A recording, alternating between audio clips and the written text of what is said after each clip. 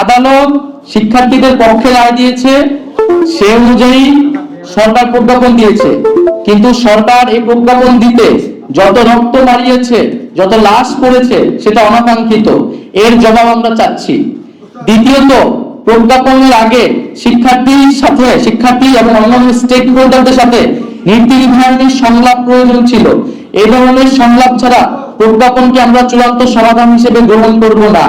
তাই আমরা যথাযথ সংলাপের পরিবেশ তৈরি করে এবং সকল স্টেক হোল্ডারদের সমন্বয়ে আমরা একটি নীতি নির্ধারণী সংলাপ চাচ্ছি, এবং আমরা প্রোগ্রাম নিয়ে যাতে ভবিষ্যতে কোনো ধরনের সমস্যা না হয় সেজন্য একটি স্বাধীন কমিশন গঠন করার আহ্বান জানাচ্ছি।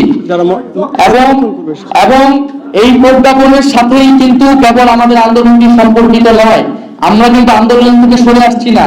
যারা জনগণ আমাদের সাথে নেমেছে, তাদের বক্তব্য, তাদের দাবি দেওয়া, তাদের যে হতাহত, তার সুস্পষ্ট সমাধান এবং বিচার না হওয়া পর্যন্ত আমাদের আন্দোলন কিন্তু অব্যাহত থাকবে। সরকারের দায়িত্বশীল ব্যক্তিরা বিতর্কিত এবং উস্কানিমূলক বক্তব্য দেয় এবং পরবর্তীতে ছাত্রলীগ এবং যুবলীগের সন্ত্রাসী কর্মকাণ্ড এবং আইন শৃঙ্খলা বাহিনীর অন্যায়ভাবে দমন পীড়ন ও হামলা মামলা চালিয়ে এক রক্তক্ষয়ী পরিস্থিতি তৈরি হয়, যেটি অনাকাঙ্ক্ষিত ছিল।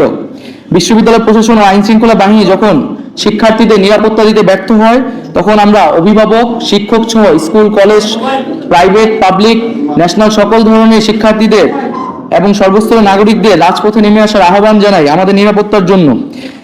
ছাত্র নাগরিকরা প্রতিরোধ গড়ে তোলে এবং পরবর্তীতে আমরা দেখতে পাই যে সারা দেশে ইন্টারনেট বন্ধ করে এক ধরনের ডিজিটাল ক্র্যাকডাউন পরিস্থিতি তৈরি করা হয় এবং শিক্ষার্থীদের হলগুলো থেকে বিতাড়িত করা হয়, যা সুস্পষ্ট মানবাধিকার লঙ্ঘন।